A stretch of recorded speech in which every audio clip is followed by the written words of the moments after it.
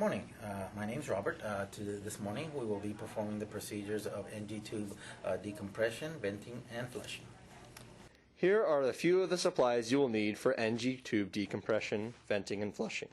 First off, you will need a canister with normal saline, a 20 milliliter luer lock syringe, a catheter tip syringe, clean towels, a basin, suction tubing, suction canister, a measuring tape, clean gloves, and a stethoscope. Once Robert has verified the physician's orders for decompression on low intermittent suction, he will enter the room, perform hand hygiene, and apply clean gloves. Once he has introduced himself to the patient, he will then proceed to verify patient identification through two methods. Patient name? My name is Michael. Hi, Michael. Your last name? Michael Sally. Okay. Medical record number 0911113. Once Robert has confirmed the patient's identification, he then proceeds to explain the procedure to the patient, ensuring the bed height is in a comfortable working position. Next, he will proceed to confirm suction. Once he views that the suction is set to low intermittent, he then follows the tubing back to the patient to confirm that it is set up to suction correctly. Next, Robert will want to confirm tube placement by two methods. First of all, he will measure length of the tube and check that with the recordings in the record. Next, Robert will confirm tube placement again by flushing 20 mL of air through the NG tube and auscultating the abdomen. He will want to make sure to push the air quickly in order to hear the sound. I heard it.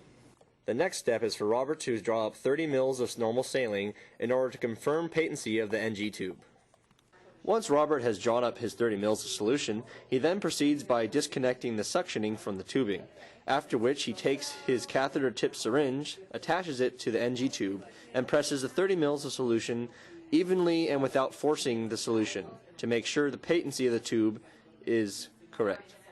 Now that Robert has flushed the 30 mL of normal saline without any resistance or indications that there is any complications, he will reattach the NG tube to suction, and then confirm that it is still set to low intermittent suction.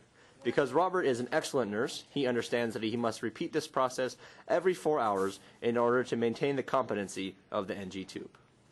The final step is to confirm the patency of the blue anti-reflux pigtail valve. Robert will prepare 20 mL of air in a luer lock syringe in order to vent the pigtail.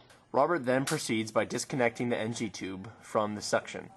He then attaches the 20 milliliter luer lock syringe to the anti-reflux blue pigtail valve. Once it is secured, he presses the 20 mL of air slowly and without much force in order to confirm the patency of the tube. Lastly, Robert will reattach the NG tube to suction and then proceed to document the findings of the drainage. He will want to make sure to document the quality, quantity, and color of any drainage present. It's green. Before leaving the room, Robert will make certain to clear the working space of any dirty materials. He will also remove any soiled or dirty linen. Making certain to ensure his patient's safety, he will return the side rails, lower the bed, and ensure that the wheels are locked. Last but not least, he will also make certain that the patient's call bell is well within reach.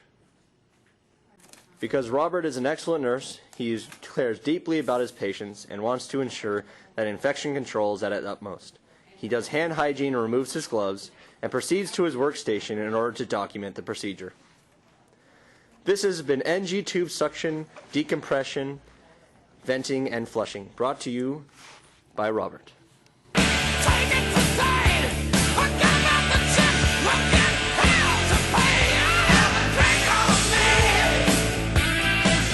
Yes!